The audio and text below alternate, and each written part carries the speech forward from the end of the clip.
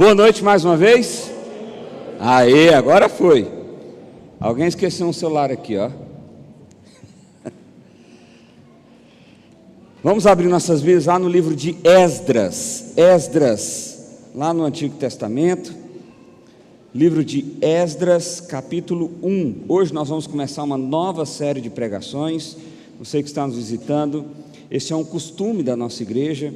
Nós pregamos em série, de forma que nós pregamos em série de forma expositiva e sequencial, ou seja, costumeiramente nós pegamos um livro da Bíblia e vamos expondo então esse livro do capítulo 1, verso 1 até o último capítulo, o último versículo daquele livro. Por vezes também nós fazemos isso em parte do livro, especialmente os livros da Bíblia aí que são maiores, senão nós ficaríamos aqui 3 anos só num livro e eu não sei se o pessoal teria paciência para ouvir o mesmo livro durante tanto tempo. Está dando um pouquinho de microfonia aqui para mim. Esdras capítulo 1, nós vamos ler do verso 1 até o verso 5, mas nós vamos meditar em todo o capítulo, tá bom? Diz assim a palavra do Senhor: No primeiro ano do reinado de Ciro, rei da Pérsia, a fim de que se cumprisse a palavra do Senhor falada por Jeremias, o Senhor despertou o coração de Ciro, rei da Pérsia, para redigir uma proclamação e divulgá-la em todo o seu reino. Nestes termos: Assim diz Ciro, rei da Pérsia: O Senhor, o Deus dos céus, deu-me todos os reinos da terra e designou-me para construir um templo para ele em Jerusalém de Judá. Qualquer do seu povo que esteja entre vocês, que o seu Deus esteja com eles, e que vá a Jerusalém de Judá reconstruir o templo do Senhor, o Deus de Israel, o Deus que em Jerusalém teve a sua morada. E que todo sobrevivente, seja qual for o lugar em que está vivendo, receba dos que ali vivem em prata, ouro, bens e animais e ofertas voluntárias para o templo de Deus em Jerusalém. Então os líderes das famílias de Judá e de Benjamim, como também os sacerdotes e os levitas, todos aqueles cujo coração Deus despertou, dispuseram-se a ir para Jerusalém e construir o templo do Senhor. Vamos orar mais uma vez?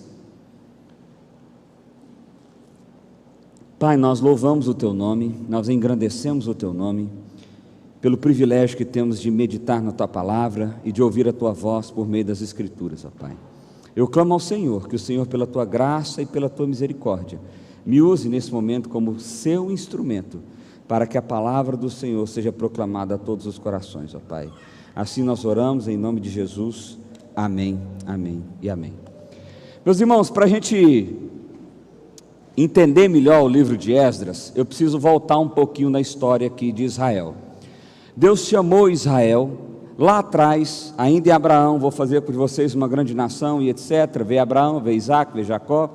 Jacó teve seus 12 filhos, dos quais deu o nome das 12 tribos.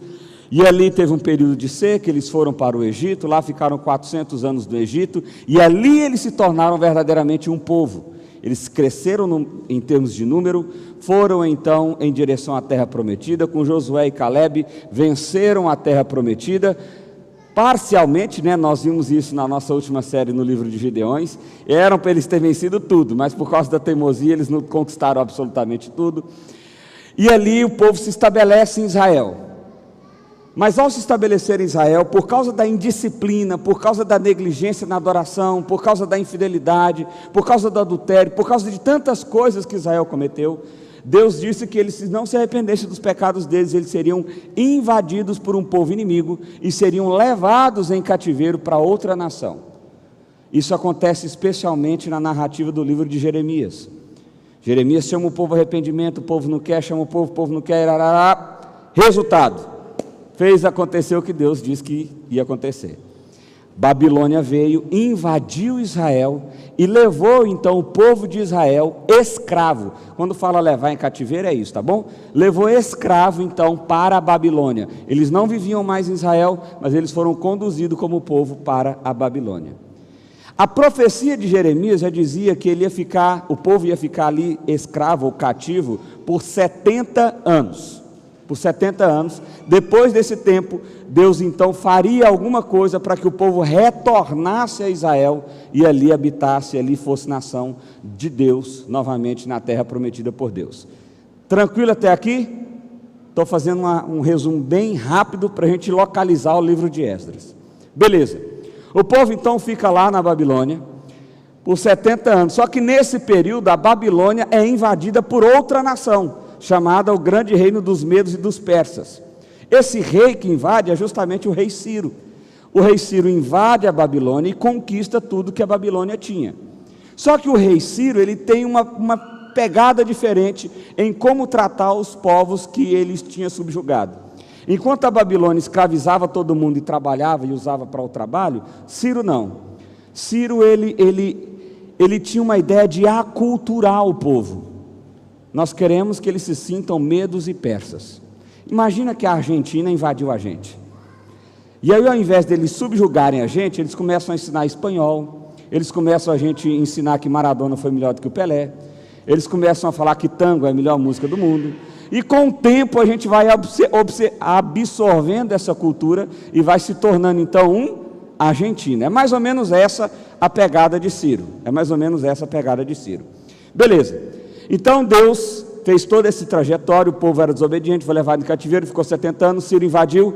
Agora que Ciro invade e conquista, depois de 2 anos, ele diz o seguinte: vocês agora podem retornar para a terra de vocês e construir o templo do Deus de vocês, que foi destruído na batalha lá atrás, há 70 anos atrás. Esse é o contexto. Tranquilo? Estamos todos no mesmo lugar? Então agora vamos para o texto. Diz assim o texto, verso 1: no primeiro ano do reinado de Ciro, rei da Pérsia, a fim de que se cumprisse a palavra do Senhor falada por Jeremias, lembra da história que eu acabei de contar? O Senhor despertou o coração de Ciro, rei da Pérsia, para redigir uma proclamação e divulgá-la em todo o seu reino, nestes termos. Então, olha o que está acontecendo aqui. Deus persuadiu o coração de Ciro a fazer o que ele queria que fizesse. Quando que Deus decidiu que isso ia acontecer? A gente sabe pela teologia da Bíblia que Deus tinha decidido isso que ia acontecer antes da fundação do mundo. Mas isso havia sido profetizado pelos profetas há pelo menos 70 anos antes desse acontecimento aqui. Primeira coisa que eu preciso observar com você aqui: quem é que está no controle da história? Quem está no controle da história? Porque isso é importante demais, meu irmão. Porque por vezes, nós até temos esse conhecimento intelectual, se a gente pode chamar dessa forma. Deus está no controle de tudo. A gente não fala essa frase? Deus é soberano, Deus é rei. Mas na vida prática, no dia a dia, quando você bate o carro, você fala assim: ainda bem que isso está no plano de Deus. É assim que você faz? É assim que você percebe? Quando você recebe a notícia de um diagnóstico ruim, ou quando de repente uma porta que você achou que ia se abrir, ela se fecha. Você fala assim: não, está no controle de Deus, faz parte do plano dele, está sossegado. É assim que se reage? Não é. Porque no fim das contas, a gente é mais ou menos quando a gente vai ensinar. Deixa eu dar um exemplo aqui, quando eu fui aprender a dirigir com meu pai. Meu pai foi me ensinar a dirigir quando a gente morava em Brasília, e aí ia para uma fazenda, ia para um negócio. Quando era estrada de chão, ele me ensinava a dirigir. Só que meu pai me ensinou a dirigir da seguinte forma: engata a primeira, vamos lá, sair com a embreagem, a coisa mais difícil que tem, né, para você dirigir o carro. Na hora que saiu, vai devagar, hein? Ó, não passa de 40 não. Tá rápido, freia. Ó, vai virando. Gente do céu. Era uma pressão aquele negócio. A gente faz desse jeitinho com Deus. Estou gostando não, Deus, pode parar, não abre a porta não vai não. A gente até percebe que está no banco do passageiro, mas a gente tende a querer estar no banco do motorista e dirigindo. Você precisa perceber uma coisa, meu irmão. Isso aqui, não é que o rei Ciro, eu disse a vocês aqui, ele já tinha uma perspectiva. A questão é, quem foi que levantou Ciro como rei da Pérsia? Quem foi que conduziu Ciro para invadir a Babilônia? Quem foi que despertou o coração de Ciro a libertar o povo de Israel para voltar para Jerusalém e reconstruir o templo? Deus. Quando que Deus projetou isso tudo? Antes da fundação do mundo. Assim como Ele projetou me amar e te amar antes da fundação do mundo. Nós estamos falando desse nível de planejamento. Com um detalhe: o plano dele não falha, nem por 1 milímetro, nem por 1 segundo. Não falha, não falha. Quando eu tenho essa percepção, eu começo a conectar com toda a história do Evangelho que a Bíblia nos apresenta, e eu começo a tratar isso de forma mais tranquila no meu dia a dia, quando eu penso em quem Cristo é, no que Ele fez e no que Ele ainda vai fazer. Porque vem comigo, olha só, Cristo é o próprio Deus encarnado, que foi prometido lá para Adão em Gênesis capítulo 3, que veio e se manifestou como homem, como foi profetizado, na cidade que foi profetizado, do jeito que foi profetizado, viveu como foi profetizado, morreu como foi profetizado, ou seja, estava tudo no script, fazia tudo parte do plano do Senhor. Jesus morreu, ressuscitou como já havia sido anunciado, venceu a morte. Para quê? Para que eu e você pudéssemos ser então aprovados por causa da obra de Cristo, por causa do amor de Cristo. Agora a Bíblia continua dizendo, a história não termina quando Jesus ressuscita, porque Jesus vai vir de novo, não é verdade? Ele vai vir de novo, ele vai vir novamente. Agora, quando ele vier novamente, ele vai vir com juízo. Nós ainda estamos no tempo ainda há esperança. Nós ainda estamos vivendo esse momento, ainda há esperança, tem jeito ainda. Mas quando Jesus se manifestar novamente, ele vai trazer juízo. E aqueles que se arrependeram, entenderam a salvação em Cristo Jesus, têm Deus como seu Salvador, esses vão ter o quê? A habitação eterna. Você pensa nisso? Quando as coisas acontecem na sua vida? Porque isso aqui, gente, isso aqui não é para a gente...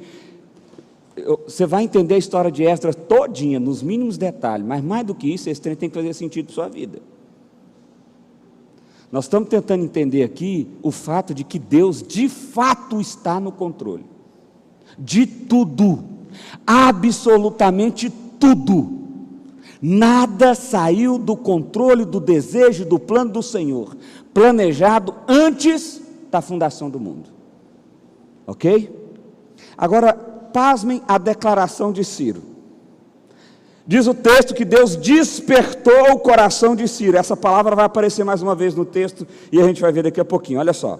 Deus despertou o coração de Ciro para que ele escrevesse uma proclamação e divulgasse. E olha só o que aqui diz: o Senhor, o Deus dos céus, deu-me todos os reinos da terra e designou-me para construir um templo para ele em Jerusalém de Judá. Ciro está percebendo que foi quem que colocou ele na condição de rei. E de rei sobre reinos. Ciro está percebendo que quem fez isso? Deus. E você achando que seu trabalho foi você que conquistou. Você achando que aquela última prestação daquela casa que você comprou foi você que conquistou.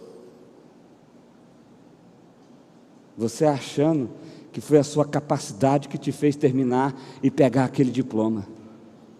Foi não. Foi Deus derramando graça, conduzindo, abençoando ou puxando a orelha. Está entendendo isso aqui?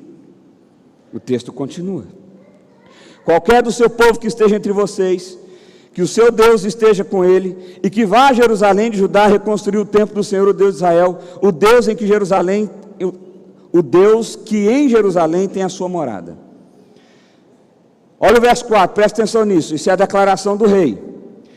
E que todo sobrevivente, seja qual for o lugar em que esteja vivendo, receba dos que ali vivem, em prata, ouro, bens, animais, e ofertas voluntárias para o templo de Deus de Jerusalém. Olha só o que está acontecendo aqui.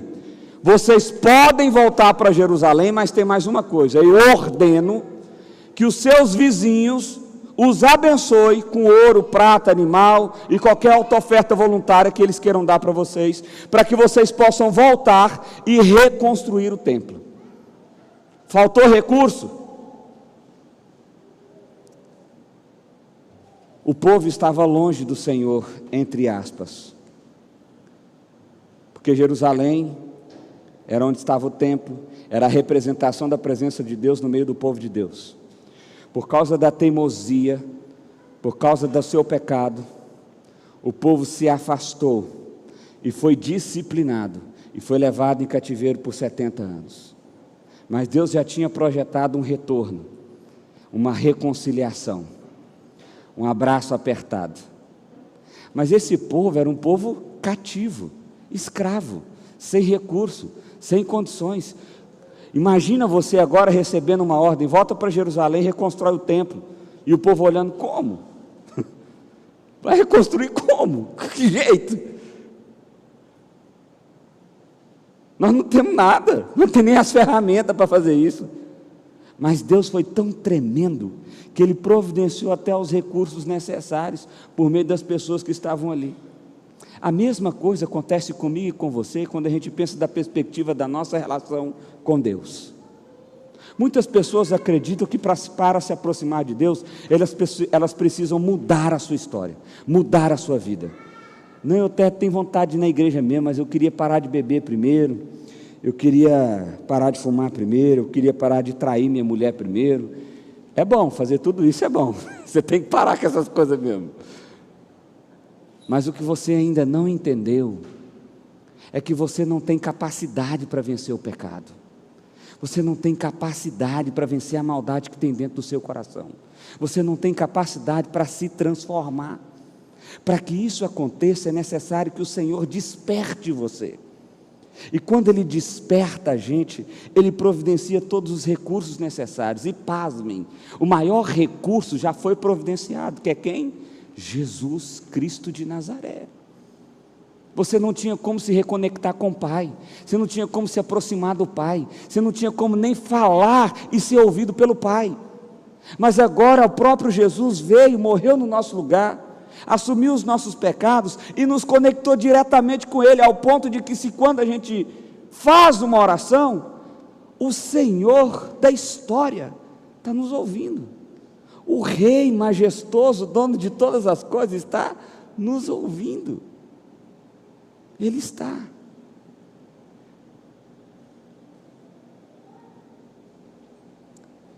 Tem um teólogo chamado Derek Kidner, ele diz assim: era o mesmo Senhor quem, sem Ciro saber, já o despertara 2 anos antes, para começar sua marcha através do mundo, a quem aplanaria seu caminho para a vitória, com exatamente este alvo em mira, sua realização mais relevante, de modo contrário a todos os cálculos humanos. Não era conquistar um império, mas sim edificar minha cidade, libertar os meus exilados. Deus moveu coisas que o povo não podia ver, para que o povo pudesse experimentar uma volta para a casa do Pai. A mesma coisa Deus está fazendo comigo e com você, movendo coisas que nós não podemos ver, para que a gente possa voltar e se reconciliar com Ele. Mas graças a Deus o texto ainda continua, olha só, verso 5. Opa, passou, voltou, deu. Então os líderes das famílias de Judá e de Benjamim, como também os sacerdotes e os levitas, todos aqueles cujo coração Deus despertou, dispuseram-se a ir em Jerusalém e a construir o templo do Senhor. Todos os seus vizinhos ajudaram, trazendo-lhes utensílios de prata e de ouro, bens, animais e presentes valiosos, além de todas as ofertas voluntárias que fizeram. Presta atenção nisso aqui. Deus providenciou com que Ciro invadisse a Babilônia, Deus providenciou com que Ciro desse um decreto, uma ordem real, para que o povo pudesse voltar para Jerusalém, e agora o povo tem o caminho aberto para voltar. Está tudo providenciado, os recursos estão prontos, etc, etc, etc, etc. A pergunta é: o povo foi? O que você acha? Essa é a primeira leva de pessoas que vão, cerca de 50 mil. Tinha milhões na Babilônia, mas só cerca de 50 mil foram. E foram por causa de um detalhezinho desse texto aqui que você precisa estar atento. Olha só. Então os líderes da família de Judá e de Benjamim, como também os sacerdotes e os levitas, não foram todas as tribos, presta atenção nisso, eram 12, só 2, todos aqueles cujo coração de Deus despertou. É a mesma ideia de despertar em Ciro também, o fato de escrever. Dispuseram-se, a nossa tradução aqui que a gente está usando, que é a NVI, pode dar uma ideia errada, porque a ideia de dispuser, parece que é assim, ô jacaré, levanta e vem cá, e aí o jacaré levanta pelas próprias pernas e vem, né? Não foi isso que aconteceu não, O dispuseram-se aqui está no passivo, é como se Deus pegasse o jacaré, levantasse ele, pegasse pelo colo e levasse. Foi isso que aconteceu. Deus teve que não só fazer nascer o desejo no coração daquele povo, como literalmente teve que empurrar o povo na direção. A pergunta é, por quê? Eles eram escravos, eles eram cativos, eles não eram uma nação forte, eles não tinham perspectiva de ser uma nação forte, eles não tinham reis, eles não tinham recursos, eles eram pobres. Por que eles não queriam voltar para casa? Sabe por quê? Eles se acomodaram. Já estamos aqui mesmo, essa viagem é longa. Rapaz, eu lembro, meu avô contou há 70 anos atrás, quando saiu de lá para vir para cá.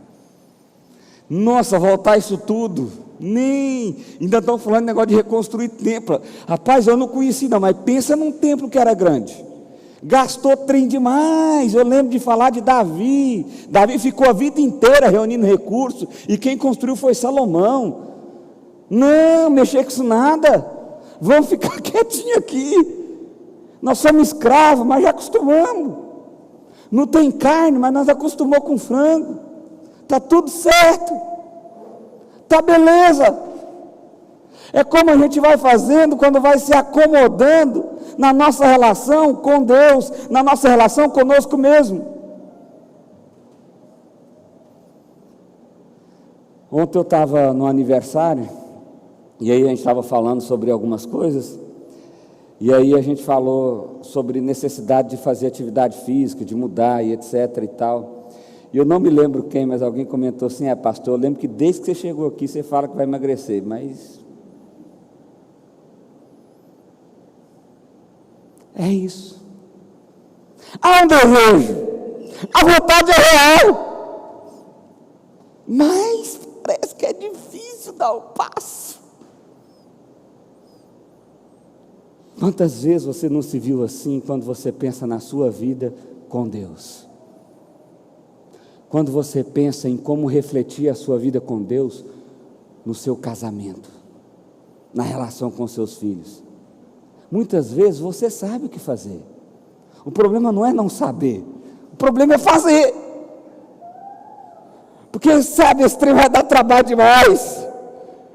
Porque se eu pedir perdão para essa mulher, meu Deus do céu, vai ficar pior.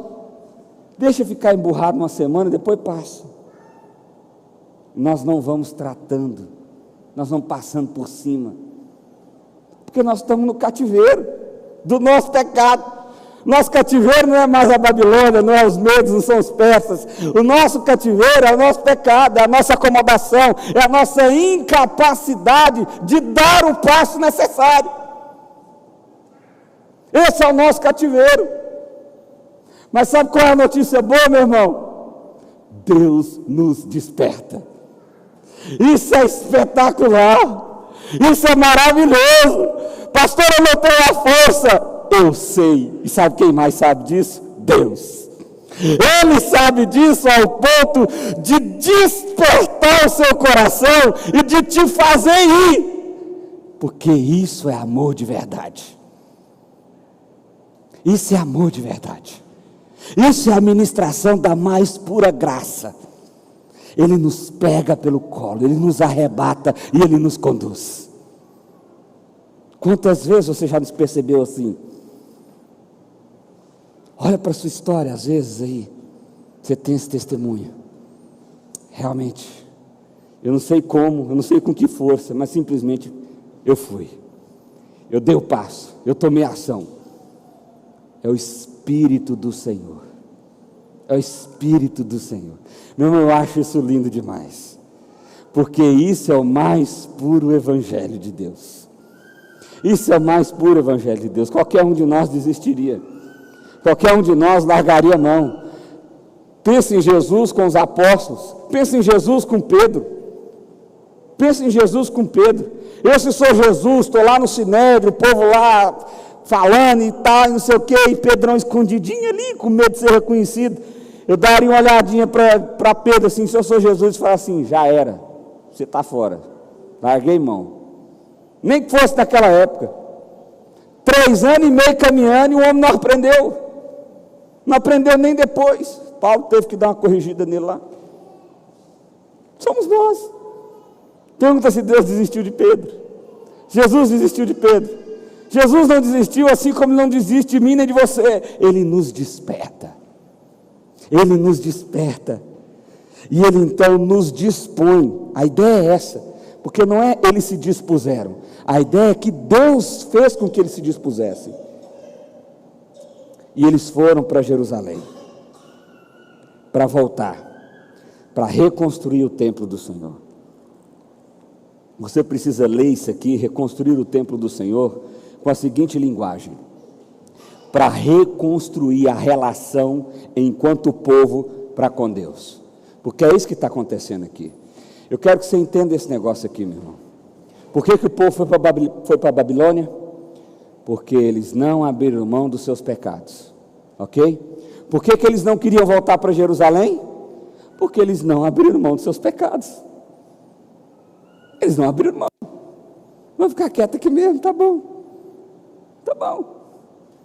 Está cegado. Para você ter uma ideia, depois que eles foram levados para cativeiro, para Jerusalém, Jeremias teve que escrever uma carta e mandar para aquela galera lá. Porque surgiu uns profetas no meio do povo lá na Babilônia, e falou assim: gente, relaxa, preocupa não, isso aqui vai ser pouquinho tempo, vai passar rapidinho, rapidinho, Deus vai fazer esse povo aí perder, e nós vamos voltar para casa logo, logo. Aí Jeremias teve que escrever uma carta, falou: deixa eu te falar um negócio, vai demorar, viu? Pode casar, pode ter filho, pode abrir um negócio aí, porque o negócio vai ser demorado. Você não fica com expectativa não, porque o trem vai demorar. É 70 anos aí que vocês vão ficar.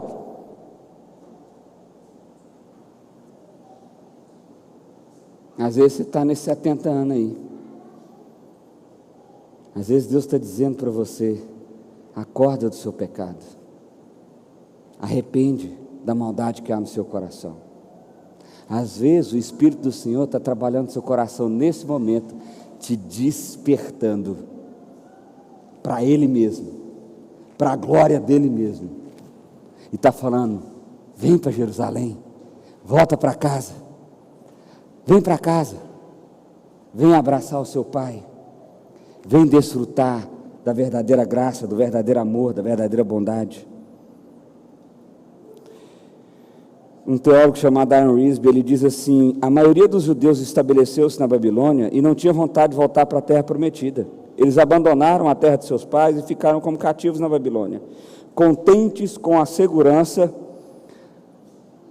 e os ganhos materiais, mesmo sendo um povo cativo. Estava bom. Estava bom. Mas de repente você está pensando assim: pastor, eu até tenho vontade, mas eu precisava de uma ajuda.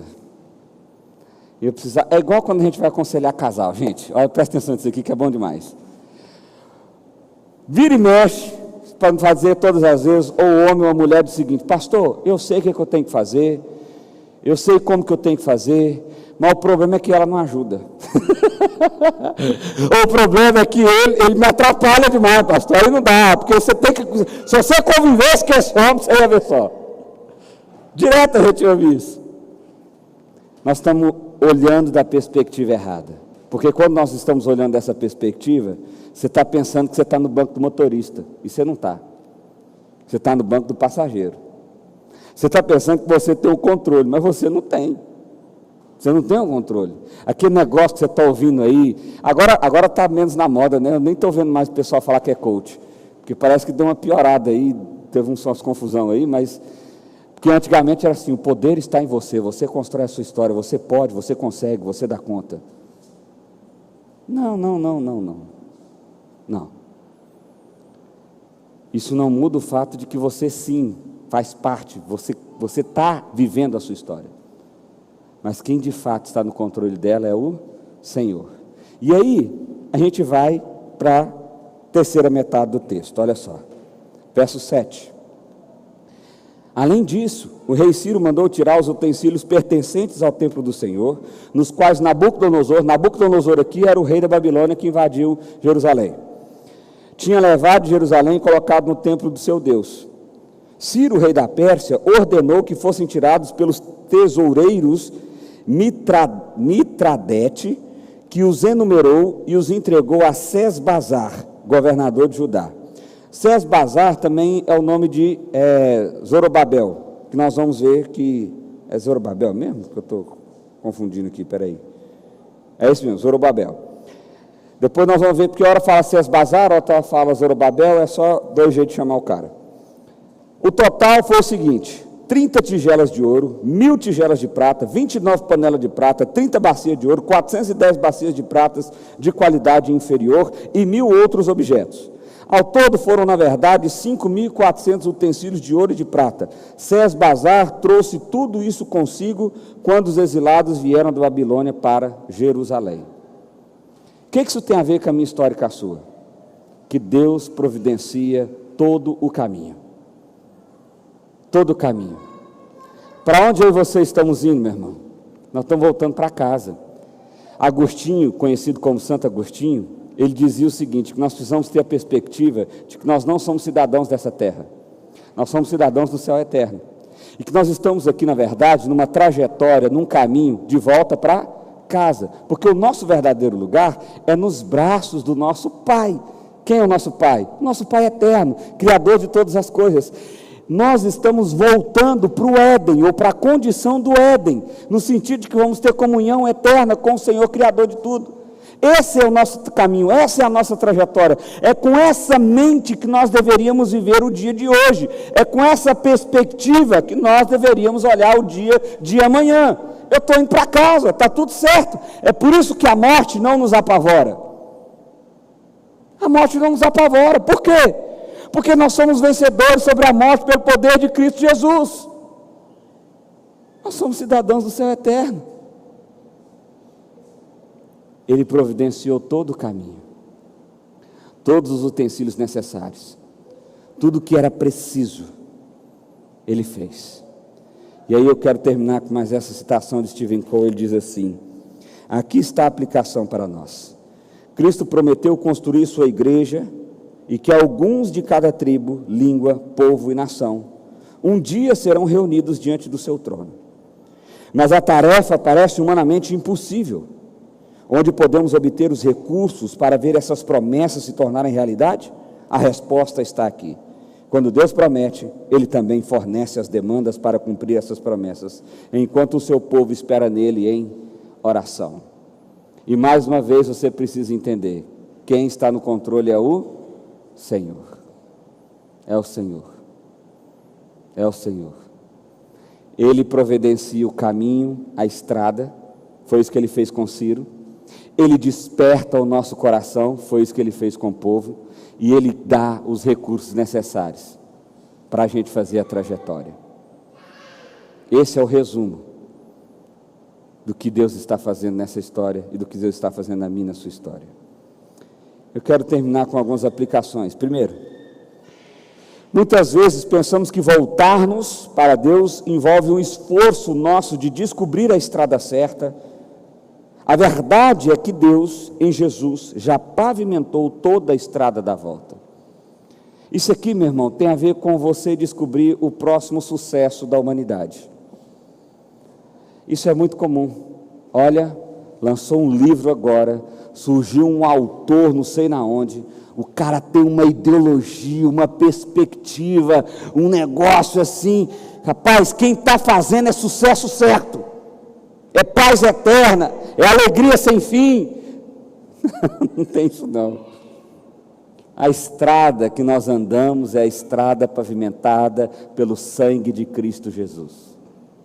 Qualquer outra estrada que você pegue, que não seja pavimentada pelo sangue de Cristo Jesus, é um beco sem saída. Sabe qual é o problema do beco sem saída? Você só sabe que ele é sem saída quando você chega no sem saída. Então você anda, tá dando certo, agora vai, eita, chegou, pá, beco sem saída.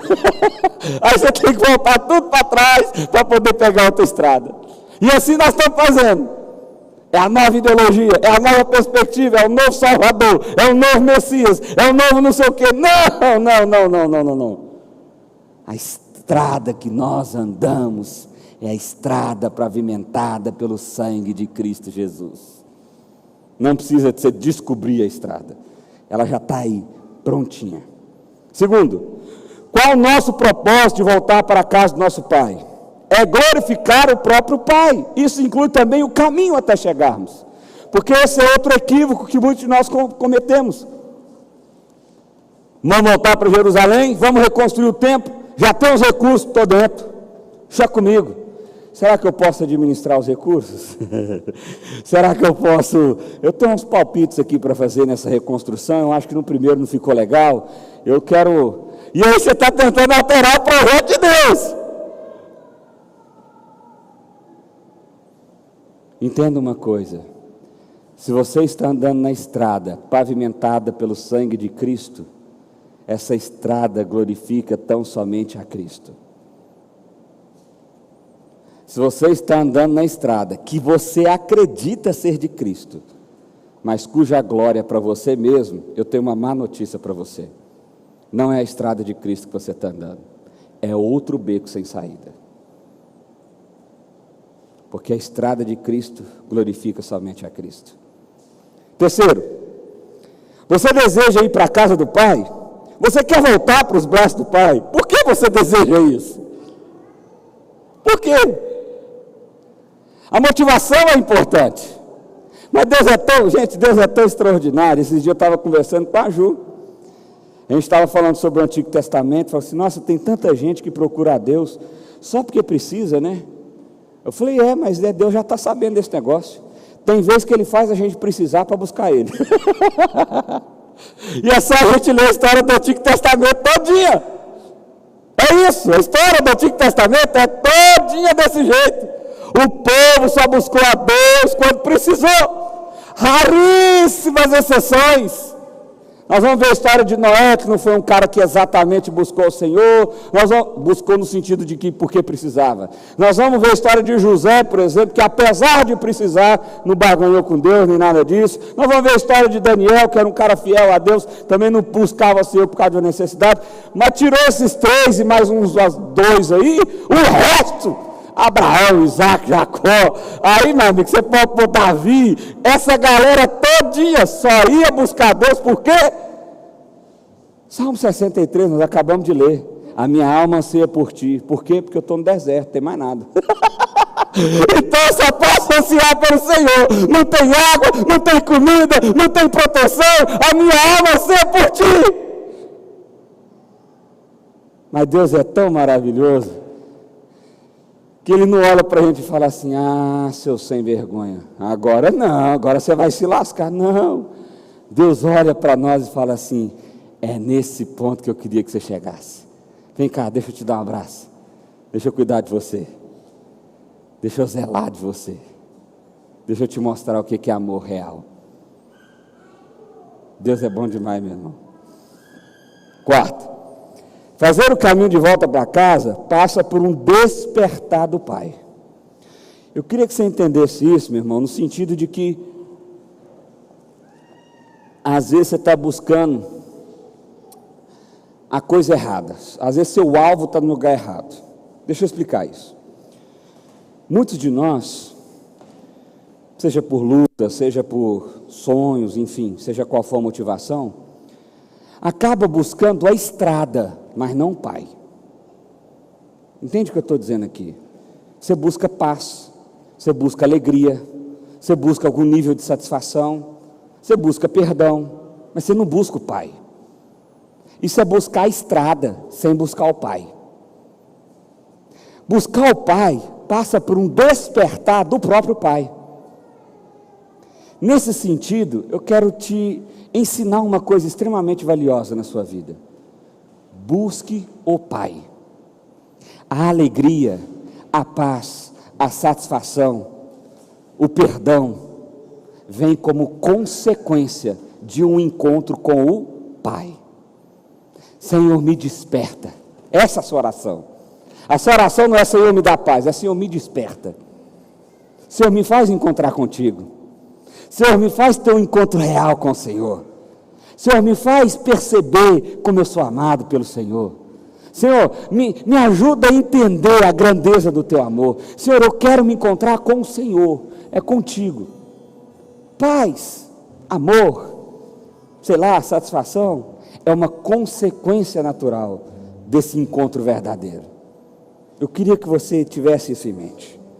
Quinto, Deus providencia tudo para que passemos pelo caminho e garante o nosso tesouro. Gente, esse Deus é top demais. Você está perdidaço. Ele pega você assim, ó, é aqui, ó, estrada, isso, boa garoto. Aí você fala assim, mas eu não sei se dá para... Tranquilo, vamos junto. E ele te empurra, e ele vai. Aí você fala, mas parece que... Não, está aqui, tem água, tem comida, está tudo pronto, pode ir.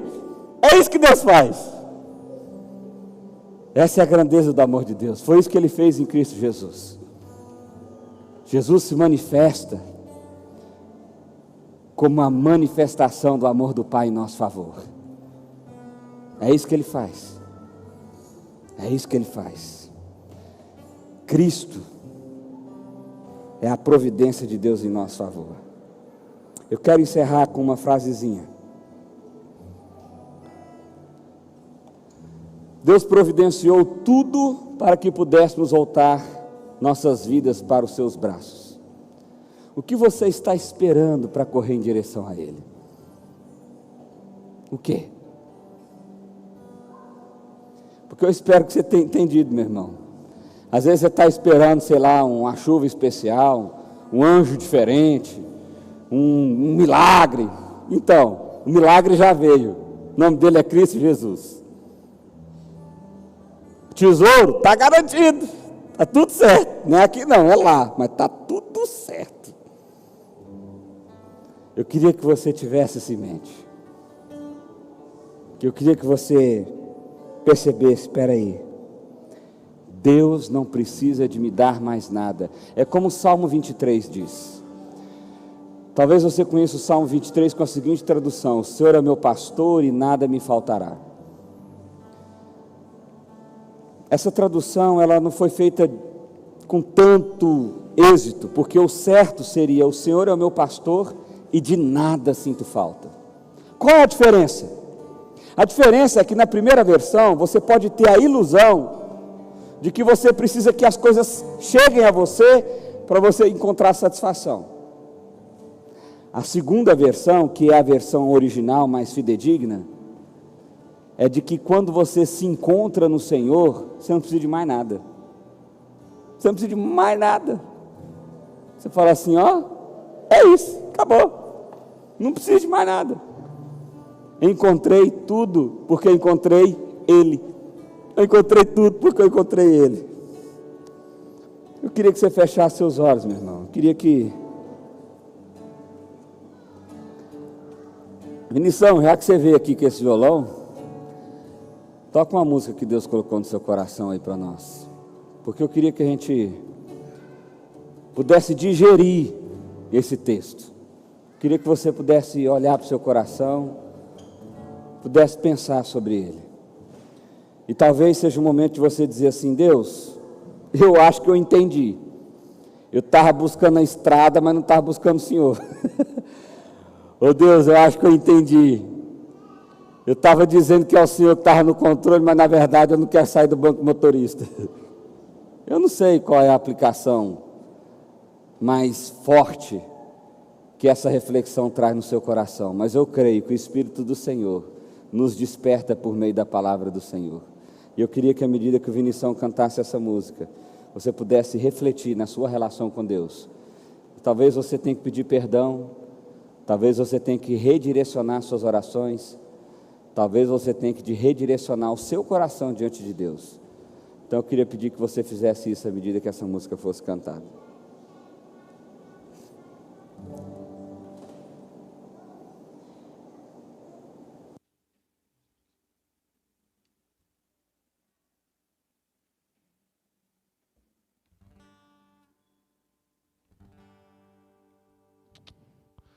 Como pode me amar, Deus, conhecendo o meu pecado,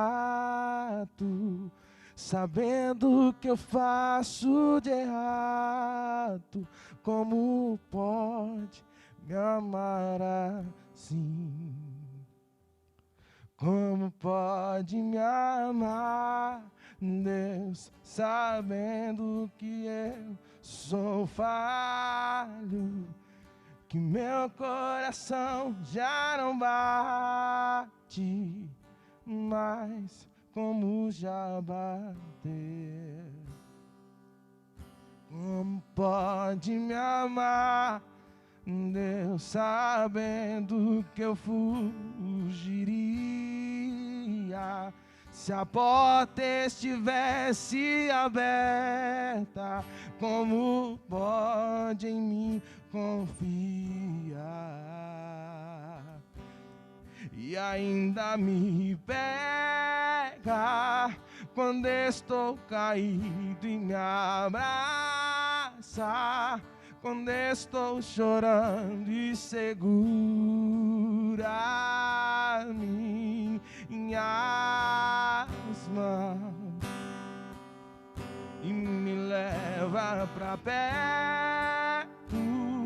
das chamas de amor que ardem em teu coração e não se podem conter.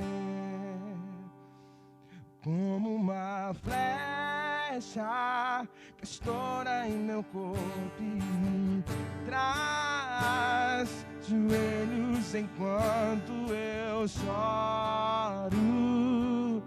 Tenho meu coração,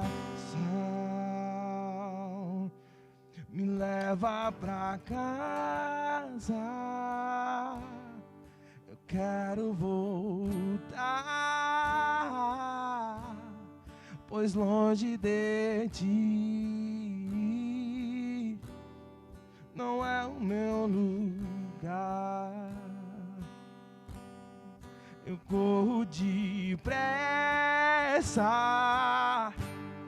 pra te encontrar, de braços abertos,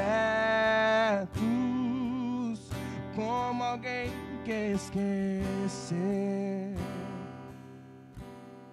Me leva pra casa, eu quero voltar, pois longe de ti não é o meu lugar. Eu vou depressa pra te encontrar, pois longe de ti não é o meu lugar.